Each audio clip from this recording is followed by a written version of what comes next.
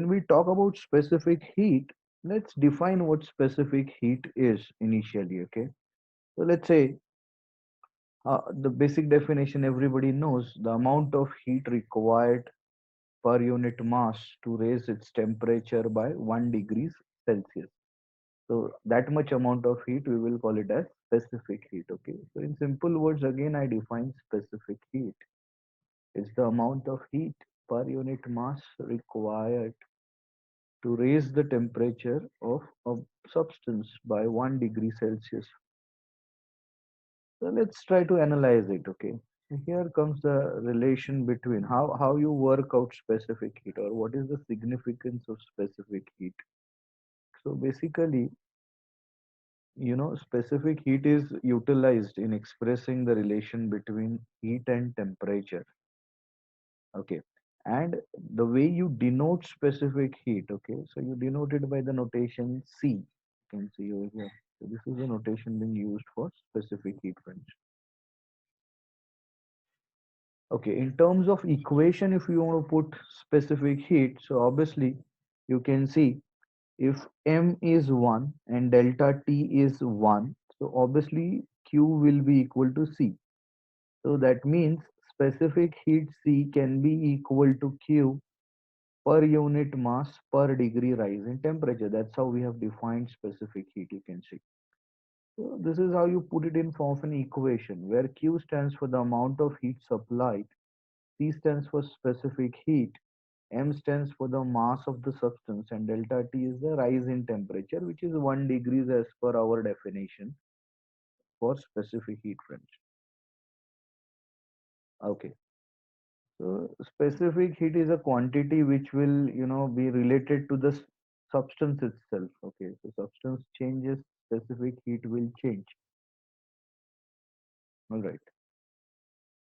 So for water, how you define it, or to be more specific regarding specific heat, how you define it. So to it's the heat energy which is required to raise the temperature of say 1 kg of a substance through 1 degree Celsius, you can see. So instead of unit mass, just put it as 1 kg over here. Okay, this is how you define specific heat. Okay, please make a note of this before I discuss the things further.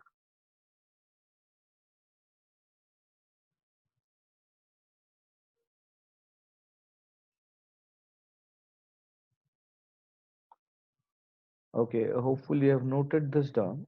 So let's move ahead then. Yeah. So interesting thing to be understood over here, and that is, why solids and liquids they will have only one specific heat. That means there is another question to be answered, and that is, why gases would have two specific heats. So first, let's focus on this concept why solids and liquids have only one specific heat. So you can see, you heat solids or liquids, a small change in temperature will cause negligible change in volume.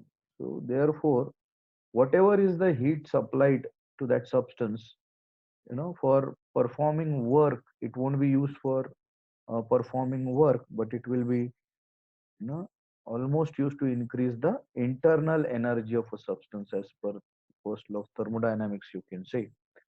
So there is no work done. That means there is no expansion or compression of the substance. So the entire heat is being utilized just to increase the temperature, friends. Therefore, only one specific heat is sufficient for solids and liquids, you can see. So you can see you are heating solid and liquid, but then there is no considerable change in volume basically, negligible change in volume. That means there is no work done, there is no expansion, there is no contraction. So the entire heat is being utilized to increase the temperature or internal energy of the substance basically. And therefore you can see only one heat is sufficient, one specific heat is sufficient for solids and liquids. Please make a note of it. And then we think about why gases they need two specific heats, one at constant pressure and other at constant volume. So please make a note of it.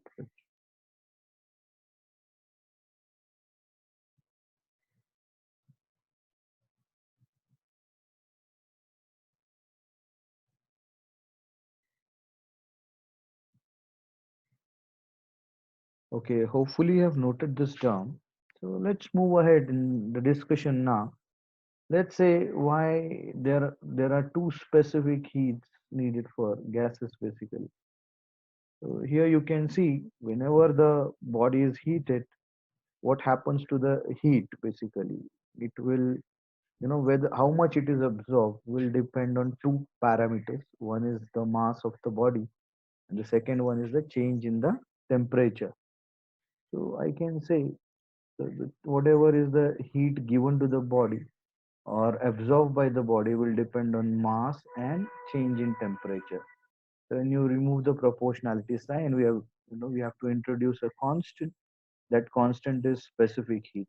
Okay, here you should be using equality sign instead of proportionality sign. So make that correction later. All right.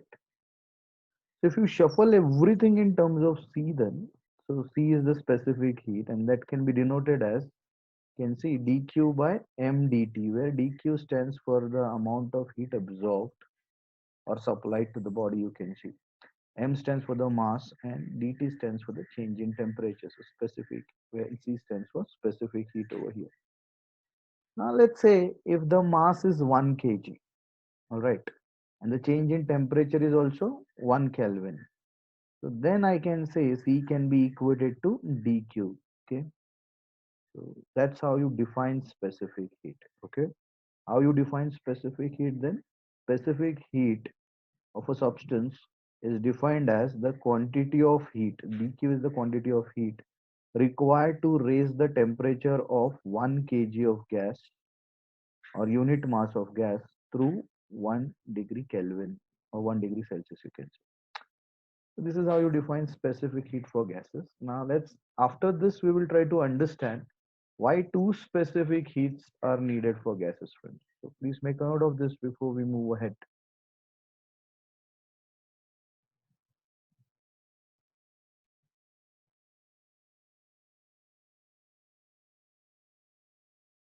Yeah, I believe hopefully you have noted this down. Here comes the answer to the question why two specific heats are needed in case of gases. So before that, let's put units. So heat per unit mass per degree rise in temperature. So the unit will be joule kg per Kelvin. But this is mechanical unit. Thermal unit will be in kilocalories per kg Kelvin. You can see. Okay, again, a quick note of these units because time and again we would be using them now.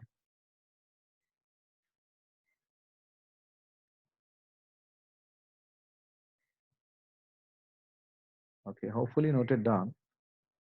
Now comes the answer to the question why two specific heats in case of a gas.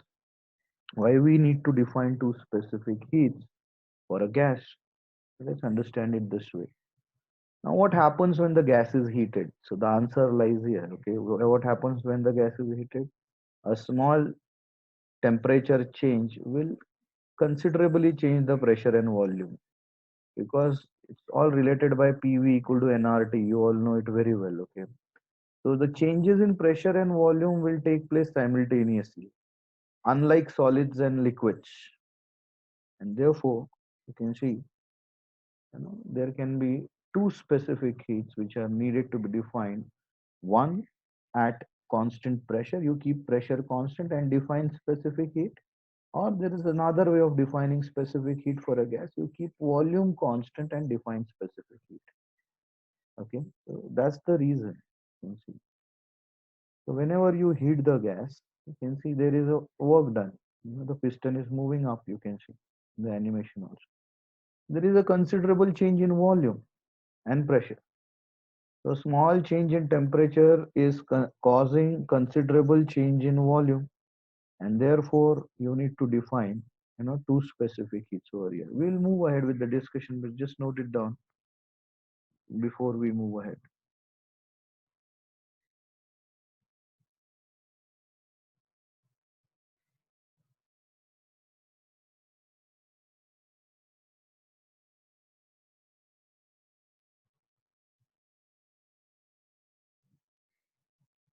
Okay, hopefully things are noted down. So where does the heat goes then? Okay, so what if some heat was supplied, and you can see the expansion took place. The piston rises up. So where does the heat go? So the heat is utilized in two ways. You can see. Okay, if the gas is allowed to expand isothermally. Now, when I say isothermally, that means the change in temperature is zero. Isothermal process is a process where the temperature would be maintained constant. So that means the change in temperature would be zero. So there is no change in temperature practically. So then where does it's going to absorb heat, right? But there is no change in temperature. So where does the heat go? Okay, this is something which we need to think about. But then we have the equation for specific heat. Just now we have derived it. Okay, so C stands for dq by m dt, but dt itself is zero. You can see. So when I say dt is zero, 1 upon 0 will be infinity. Okay, this is something you just change it to infinity. You cannot define this. Okay, so specific heat is infinity in this case. Other way around. So this is say one case which we are talking about. Second case is the adiabatic compression or adiabatic process where the temperature won't remain constant, but the heat content of the system will remain constant. You might have studied this in thermodynamics, or you will study it in subsequent stages. But then what you can say here, temperature won't remain constant, but the heat lost or gained by the system is zero. So dq is zero here in this case. Now if dq is zero, then just imagine what this equation would look like. Okay. Obviously if dq is zero, then the specific heat will be zero. So now you can see the specific heat will vary from zero to infinity for different situations. Okay, so let's move ahead with the discussion. But then prior to that, just make a note of this.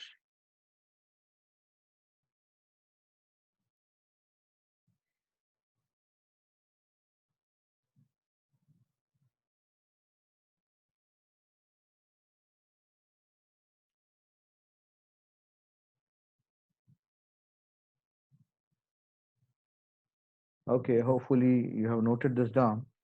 So let's move ahead then. In both the cases, now when we are talking about isothermal and adiabatic process, you can see the specific heat will vary from 0 to infinity in this case. ISO means same temperature. Expansion obviously will lead to increase in volume. You can just have a look at this animation. Piston rises up, but there is no change in temperature. So there is no change in temperature means there is no increase in the internal energy. Whatever heat was supplied, it was being utilized in expanding. This is something which happens at isothermal process. So dt is zero. Now, if the gas is allowed to expand isothermally, then obviously there is no change in temperature. So here you can see dt will be 0 and 1 upon 0 stands for infinity. So you can see what the value for specific heat would be for isothermal case. So let this be equation 1. Okay, let's move ahead subsequently for the adiabatic expansion. So make a note of this before we move ahead.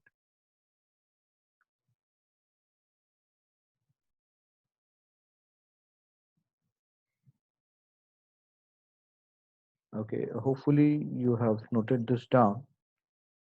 So let's proceed then. Let's talk about the adiabatic expansion. Now, what's going to happen over here is the rise will take place in temperature, but the total heat lost or gained by system would be zero. That means dq would be zero in this case. So here you can see for adiabatic expansion or adiabatic compression, the value of q stands zero. All right. So these are the practical examples where an adiabatic expansion can take place. So this is the case of adiabatic compression. You can see. Right. Okay. So this is again a case of adiabatic compression.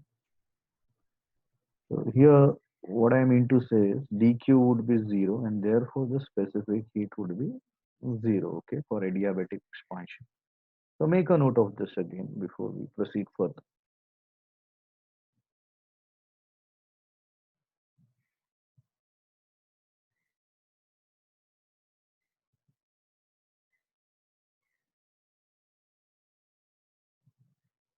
Okay, hopefully you've noted this down. Now let's move ahead then. So what can we conclude out of these two concepts? Okay, one was isothermal expansion and the second was adiabatic expansion. The important conclusion which we can draw out of it, the value for specific heat will vary between 0 to infinity depending upon the conditions under which it is heated. So this gives rise to, the defining two different specific heats in case of gases. So now what can be the condition possible for defining specific heat? So there are two specific conditions. One can be a constant volume condition and second can be a constant pressure condition.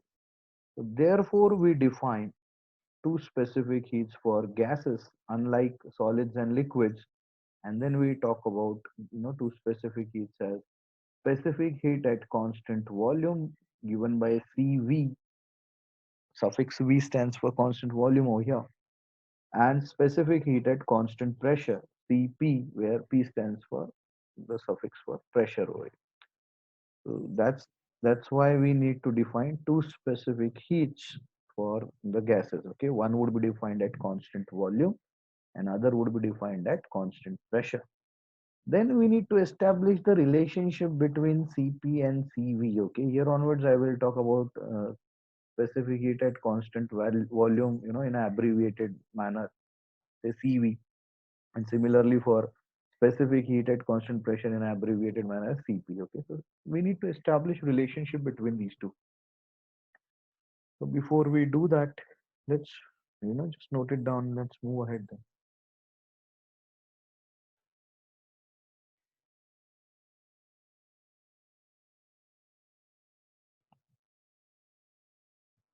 Okay, I believe it's noted down. Let's move ahead.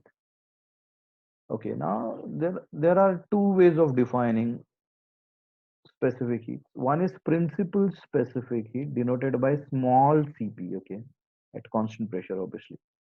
Similarly, principal and second one can be molar specific heat at constant pressure, which is denoted by capital CP. There has to be relation between principal specific heat and molar specific heat at constant pressure. Similarly, for constant volume also you can define two specific heats. Principal specific heat at constant volume denoted by small cv, and capital CV stands for molar specific heat at constant volume. Okay, so how we define them? Okay, now this is something we have just understood the symbols. We need to define principal specific heats and molar specific heats for both the cases. So before we do that, make a note of it how you represent them.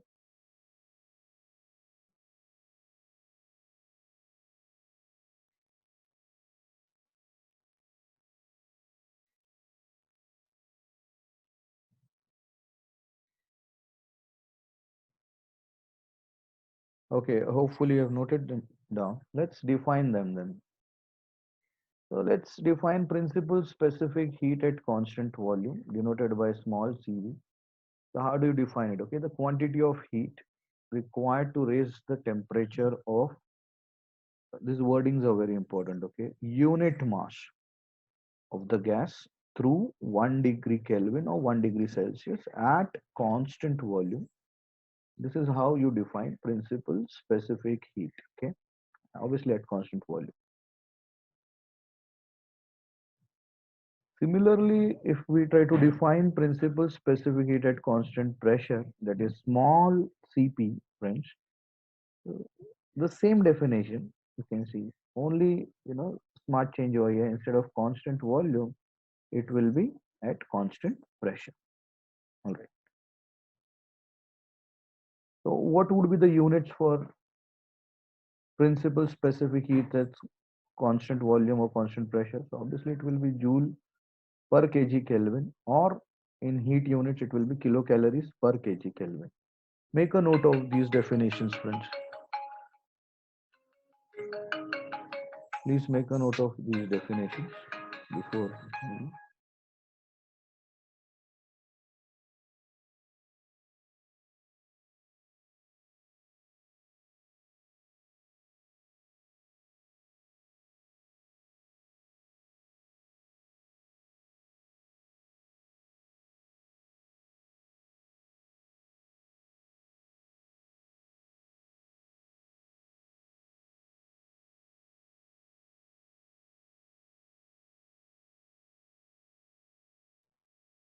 Yeah, hopefully you have noted this down, friends.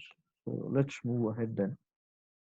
So now we will define molar specific heat. Okay, so the only change in the definition would be, the entire things would remain same. Instead of unit mass, it will be, you know, we will be using the term like mole.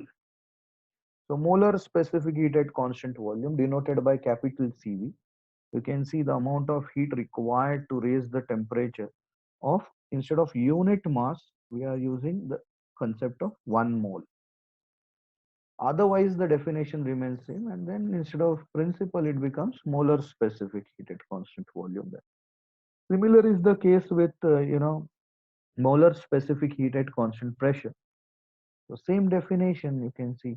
Only the change is here, instead of constant volume, we are using the term constant pressure over here.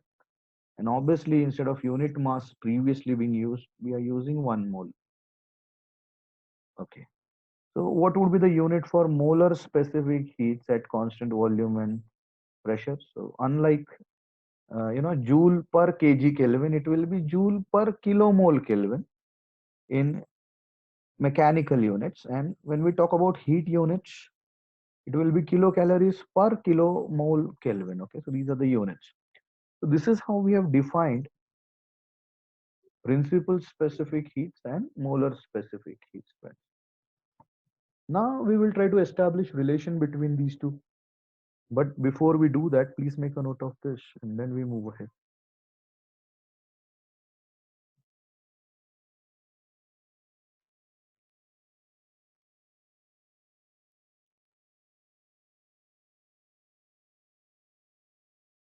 Okay.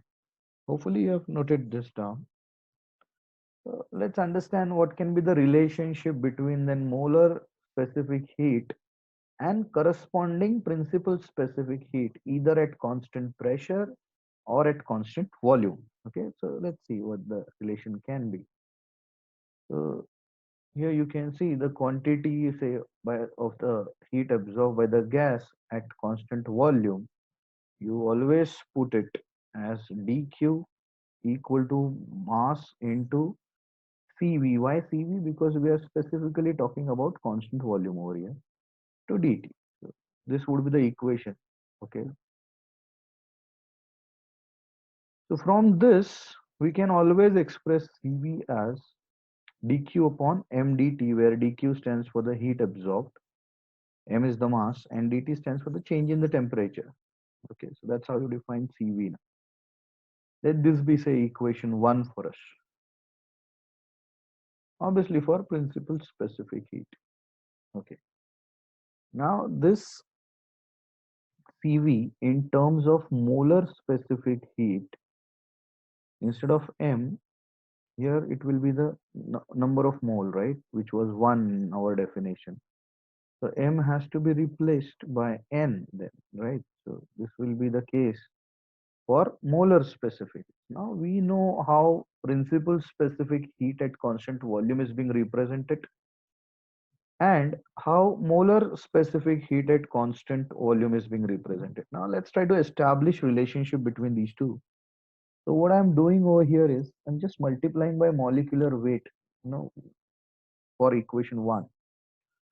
So equation 1 just multiplied by molecular weight. So, you get equation 1 in this format then. M into small cv would be equal to, yeah, this M will come the numerator, dq on M small m into dt. All right. Now this M can be established. You can take it in the denominator over here. It will be small m by capital M. Understand this adjustment. Okay, we will do it on the next slide. Just make a note of this quickly.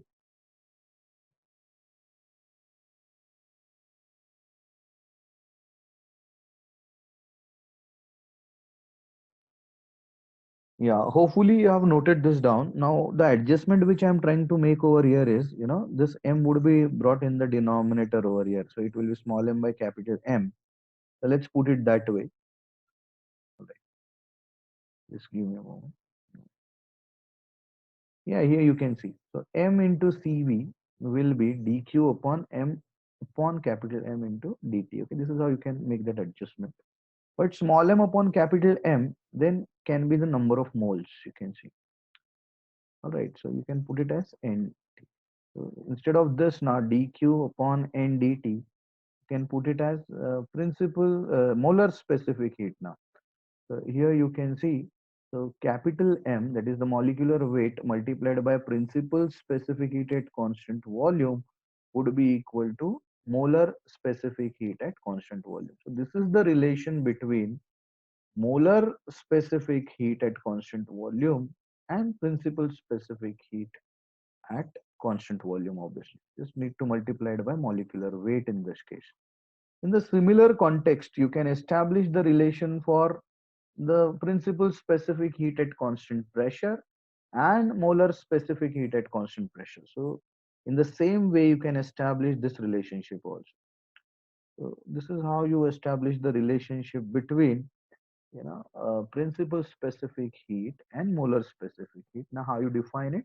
The molar specific heat is equal to molecular weight multiplied by principal specific heat, friends. Okay, so this is how you represent it. So before we move ahead or we get into the greater details of this concept, please make a note of it.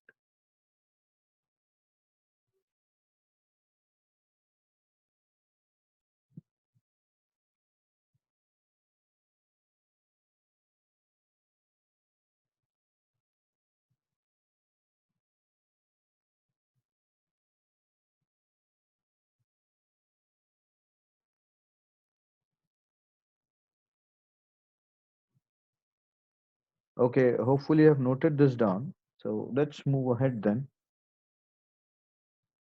The important thing now, why Cp is greater than Cv, or why specific heat at constant pressure will be always greater than specific heat at constant volume. So what happens at constant pressure? Let's understand. Say we have a gas which is being heated in the cylindrical container and there is a piston above it, you can see. So the initial volume was say V1. So at constant pressure, what's going to happen? The volume will change. So whatever heat is being supplied to the gas, you can see it will be used in two ways. Some part of it would be utilized in increasing the internal energy of the gas, and some part would be used in expansion of the gas. That means changing the volume. You can see the piston is moving up now. Have a look at it. That means there is some expansion also going on. So the first thing is volume increases, and that means work is done against external pressure, right? So example, you can see pressure cooker. Talk about pressure cooker, okay? All right. So this is what happens, when the gas is heated at constant pressure. Just make a note of it before I show you the other slides.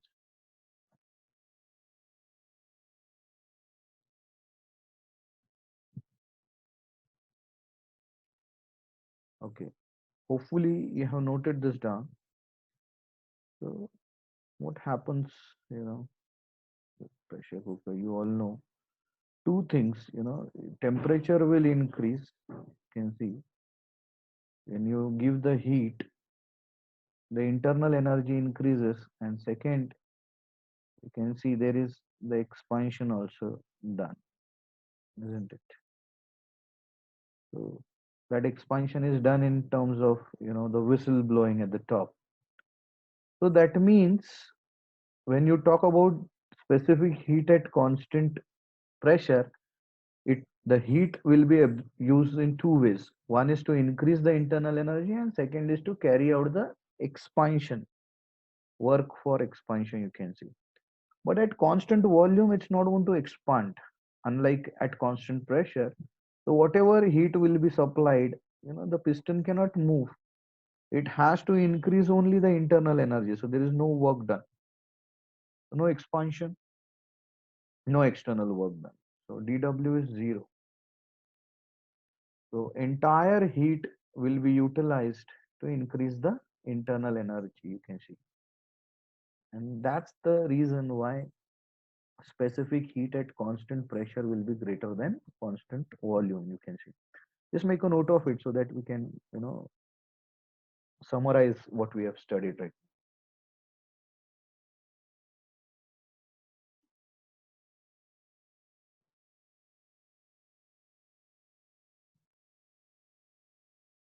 Yeah, hopefully you have noted this down. So you can have a comparative over here.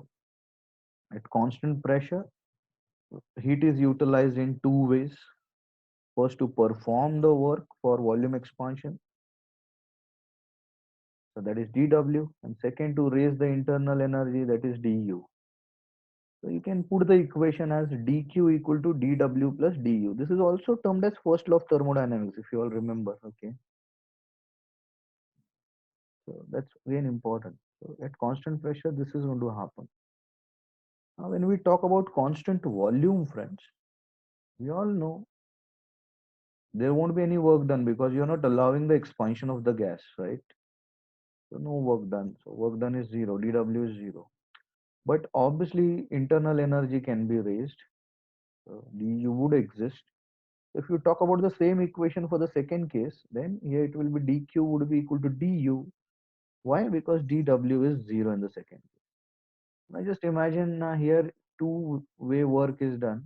So utilize the heat is utilized. Therefore, dq for constant pressure will be always greater than dq for constant volume, and that's the reason why Cp is greater than Cv. Okay, so very very important reason to be noted, friends. So at times they keep on asking this in exams, but you also need to know how it has to be interpreted basically. Yeah. So that you solve problems with comfort. Please make a note of it, and then we move ahead. Okay.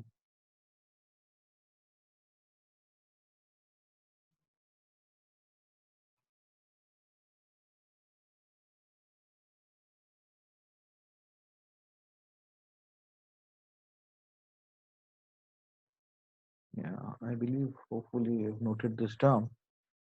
So let's move ahead.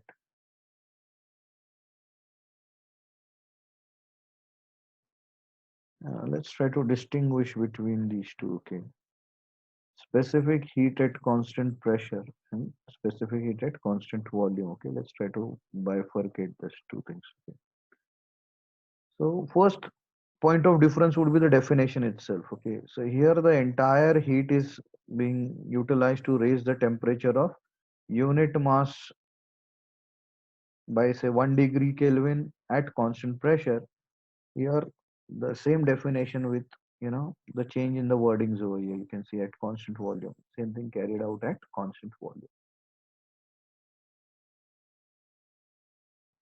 Here you can see it's partly utilized to do work against external pressure. They say partly utilized to raise the temperature. Okay, so two ways the work is done. The heat is being utilized. One is to do work, another is to raise the temperature. Here it is fully utilized to raise the temperature. Obviously greater than Cv, smaller than Cp. Okay, this is something which is very very important. Okay, please make a note of it, friends.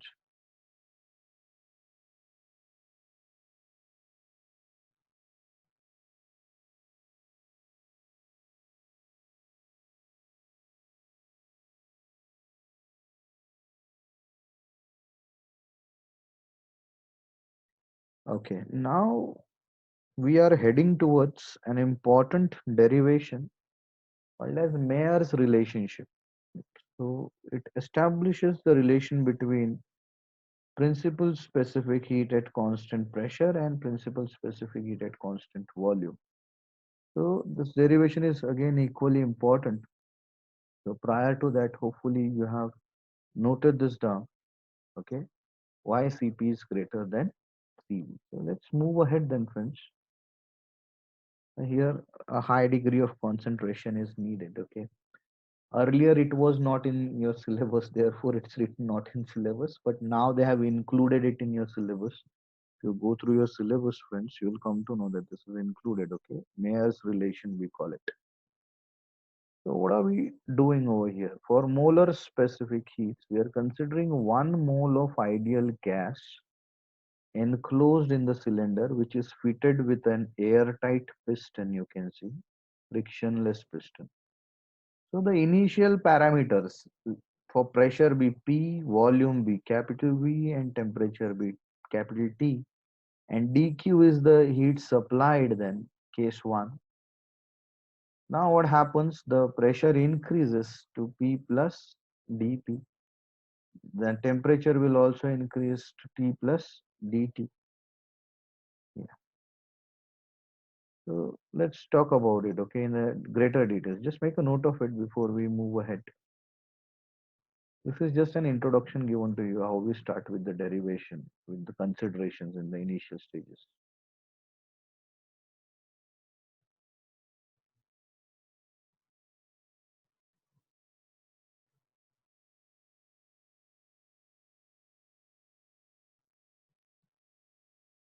Okay, hopefully you have noted this down. So let's move ahead and let's understand the steps one by one. Okay, let's go very slow on the steps so that the derivation is quite clear to us. So let's say the gas is heated at constant volume. So we all know at constant volume which equation will come into picture. dq equal to, obviously it will be n cv dt, but n is 1, therefore it will be cv dt in terms of molar specific heat. And just now I have said, according to the first law of thermodynamics, dq has to be mentioned as du plus dw. So this heat will be utilized in two parts as per first law of thermodynamics, increase raising the internal energy and doing the external work. All right. So when it is heated at constant volume, we all know dw is 0, and therefore the same equation then gets compressed to dq equal to du. So now if dq is equal to du and dq is equal to cv dt, so can I say then, if I compare these two equations, can I say du is equal to cv dt? So change in internal energy is equal to cv dt over here, friends. You can see. All right. That is important.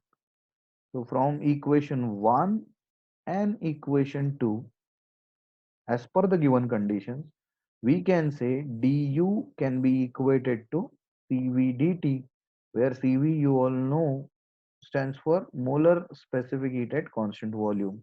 Please make a note of it before we proceed forward in this derivation.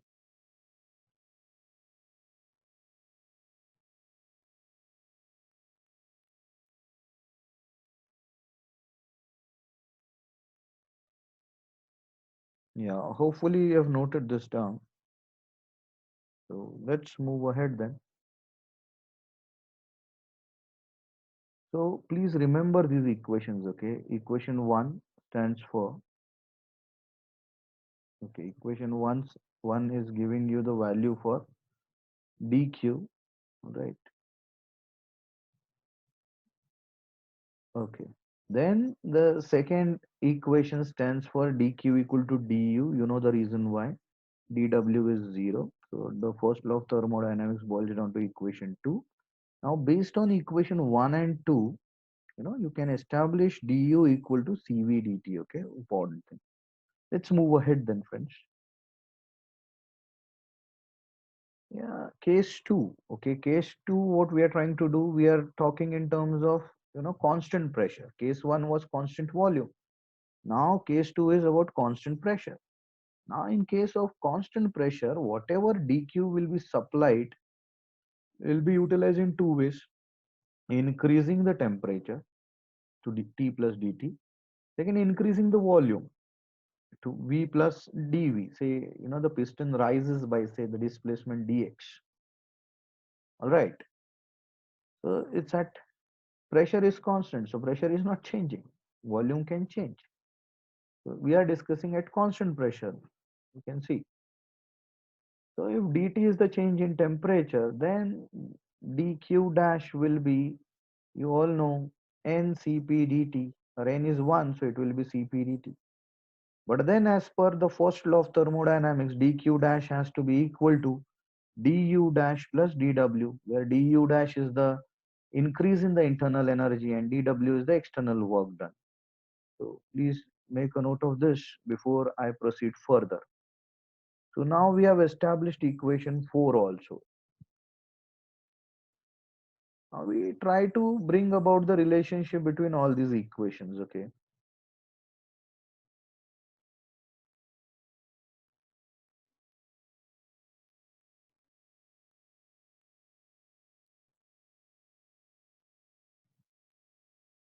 Okay, hopefully you have noted this down. Okay, here it's not dq, it's dq dash, because we are discussing a second situation where the pressure is maintained constant, not volume. So here you can see the internal energy basically would be equal to, yeah, dq dash equal to du dash plus dw, friends. All right, let's move ahead then. Yeah. Now, because dt is same in both the cases, can we say the change in internal energy is also same? So du dash can be equated to du, and therefore in the previous equation dq dash, which was equal to du dash plus dw, du dash ke jagah pe you can just put it as du straight away. But then dq dash is given as cp dt. Du we have proved is equal to cv dt, and dw is kept as it is, and then we get this equation 6. Now from this equation, dw, that is the work done in moving the piston back through the distance dx, will be force into displacement. So dw is substituted as force into displacement. Force can be substituted as pressure into area of the piston. So this should be capital A actually over here. But A into dx is the volume swept. So A dx is the change in volume. So A into dx is again placed as dv. So instead of dw, I can just put it as pdv over here. And then equation 6 gets converted as cp dt as it is, you can see. cv dt as it is, you can see. But instead of dw, I'm just substituting it as pdv, where P stands for the pressure and dV stands for change in volume. Now we know for 1 mole you can put ideal gas equation as PV equal to RT. Okay, now what to do with it is the next step. But prior to that, we should know what we have derived. Equation 8, very important, and it gives us Cp dt equal to Cv dt plus PdV, and we are trying to use ideal gas equation. So here, if I differentiate on both the sides, I'll get PdV as RdT. So instead of PdV, I'll be substituting it as RdT in the later stages. But before I show you those steps, please make a note of this.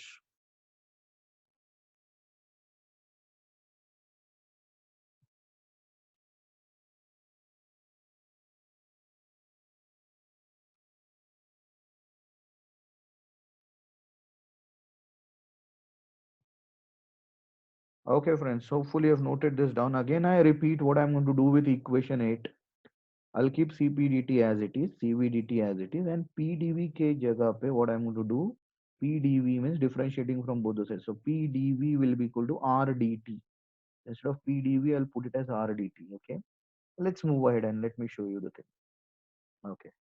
So what I can do is I can take CVDT on this side. So it will be CPDT minus CVDT, and instead of PDV, I'm putting it as RDT. So I get this equation, you can see, CPDT minus CVDT equal to RDT. So RDT DT gets cancelled from all the sides, both the sides in fact. And what remains is Cp minus Cv equal to R. This relationship is called as Mayer's relationship. So Cp stands for molar specific heat at constant pressure. Cv stands for molar specific heat at constant volume. And R is universal gas constant. So we all know Cp is always greater than Cv. But then the exact relation was obtained by this person, Mayer, and therefore we call this relationship as Mayer's relationship. And we all know one thing, molar specific heat is molecular weight multiplied by principal specific heat. So this Mayer's relation, which is in terms of molar specific heat, can also be presented in form of principal specific heat. This is something which I will show you in the next slide. Please make a note of this before we go ahead there.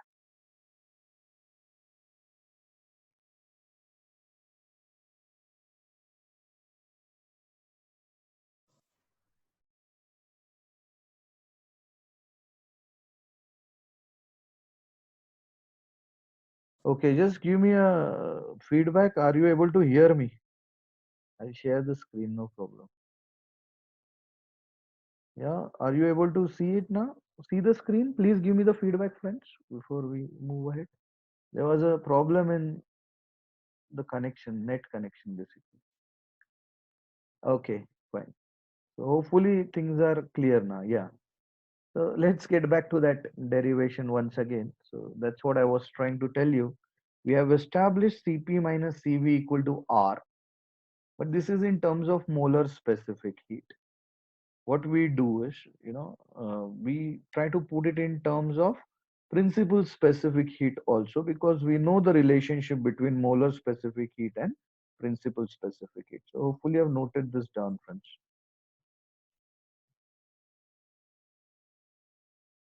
Let's move ahead then. Yeah, hopefully I've noted this down.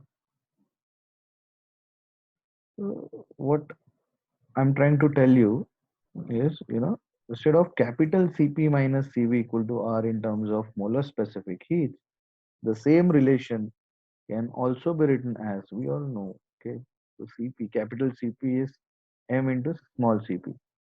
You just put it as m into small cp minus m into small cv equal to r.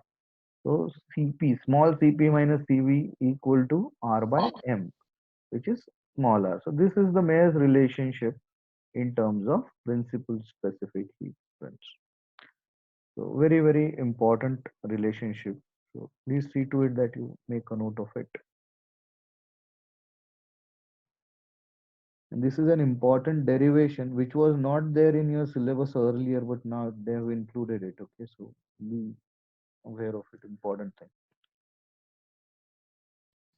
Sir, could you please show the previous slide?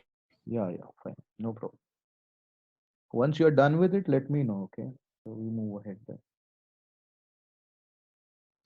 Yes, thank you. Okay, so hopefully you have noted this down, friends. So let's move ahead. So we have defined gamma.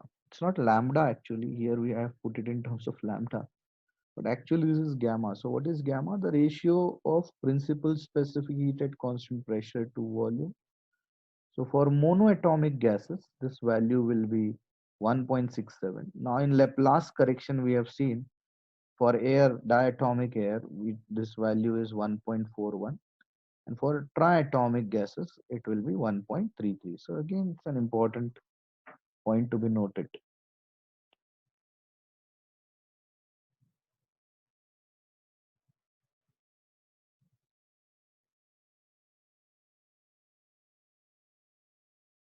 Okay, hopefully you have noted this down. Then in terms of thermal units, if you want to express them, heat units or thermal units, okay, so here you can put it as Cp minus Cv equal to small r by J, or in other way, can just make a note of this, friends.